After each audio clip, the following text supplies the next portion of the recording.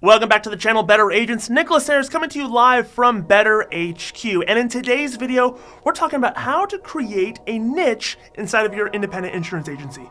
There's an old saying that goes, the riches are in the niches, and I do agree with that sentiment, that the best way that any independent agent can gain a competitive advantage against direct writers and captives is to figure out what areas of the market or what niches they can go after. Where can they go vertical as opposed to horizontal? Here in this video, we're going to be asking and answering the questions that are going to help you figure out what niches you want to focus on.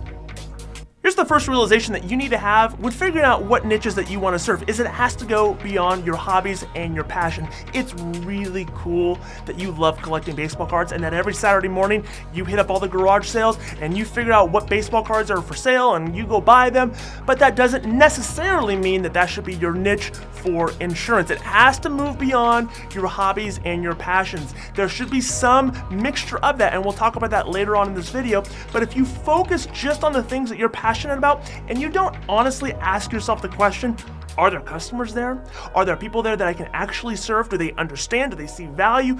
Can I sell insurance to these people? And does it make sense?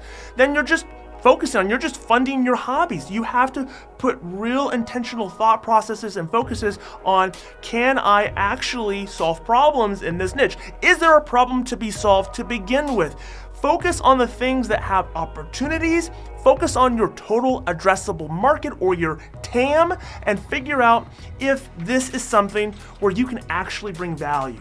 Let me tell you about me in another life. When I was an insurance agent, I had the niche of restaurants. I wanted to focus on restaurant insurance. I even created a persona called the Insurance Chef. I thought I would be like Guy Fieri, hitting the road, talking to restaurant owners, eating food, showing them, making dishes with videos and then promoting them. And I thought this was gonna be my unique in to restaurant insurance, where I would be able to talk to them about insurance and they just would love to do business with me. And it worked. And if nothing else, if I couldn't get the insurance, at least I had a place to go get free food where I could just eat.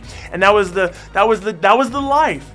However, after talking to a lot of restaurant owners, I found I was running into the same walls. A lot of them were saying there's a ton of competition, that they have everybody talking to them about insurance. It was a market that everybody went to. It was oversaturated. It wasn't that there was a lot of opportunity. The fact is there was limited opportunity, real opportunity, because everybody had attacked that niche. So it has to go beyond just what you're passionate about or what you're interested in.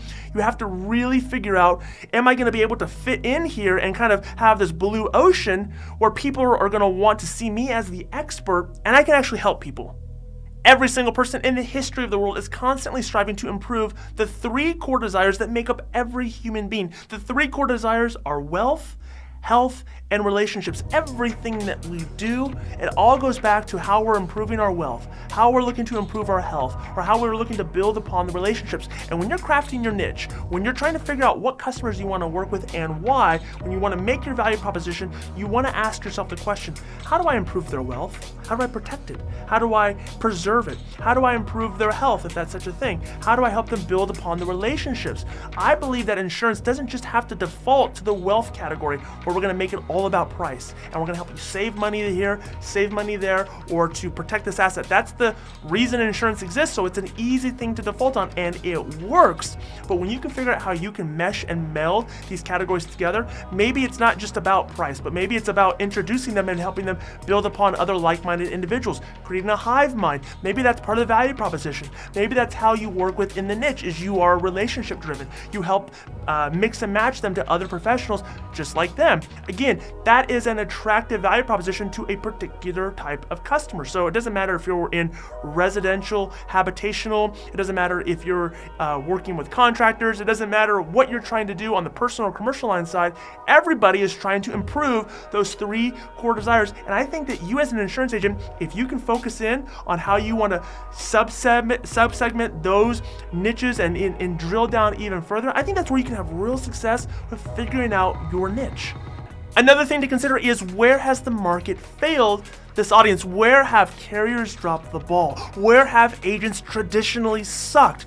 This is going to give you opportunity. When you figure out where the deficiencies are, where the inefficiencies are, where there are gaps, this is going to help you craft your value proposition. This is going to be the bait that allows you to bring these people in because they have a real pain. They've dealt with this. They have something that needs to be solved, and everybody else has let them down. This is going to be your moment of opportunity to get in there, to be the expert, to educate, to bring value, is when you figure out where the gaps are, where the holes are at, and where the market traditionally has let these people down.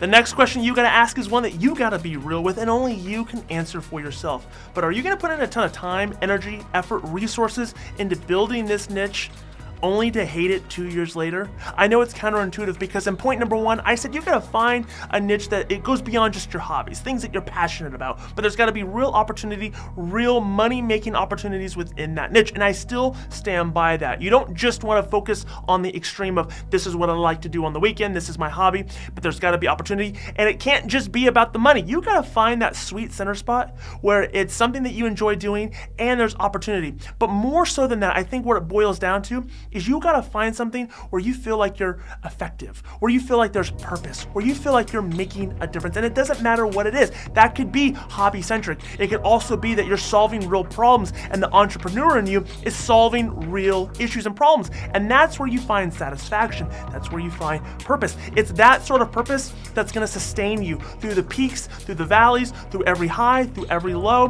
when things are good, when things are bad.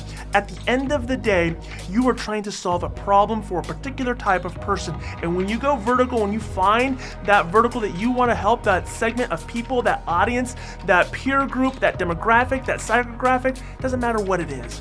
That niche is going to be what allows you to move forward and to keep doing it and to creatively solve problems and to creatively stand out. And it's all those reasons why you're gonna do things like making content, why you're gonna show up at events, why you're gonna sacrifice things, because it's not just the sacrifice or putting things off, but because you feel like you're effective, like you feel like you're doing something that is good. And that's what it boils down to. Your niche can't just be a money grab. Your niche can't just be a hobby. You've got to find that sweet center to being effective and feeling like you have purpose.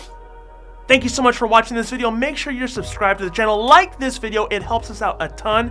If you're focusing on a niche, then I'd love to know what that is. Tell me in the comments what it is that you do, who it is that you serve, and how you go about working inside that niche. If you're new to the channel, maybe you're new to this video and you're saying, I'm trying to figure out what it is that I'm trying to do, then comment down below. Let me know where it is that you're struggling, or let me know what questions that you have. I'd love to be a resource to help you figure out the niche that you want to attack and how you can have more agency success. We'll see you again on the next video.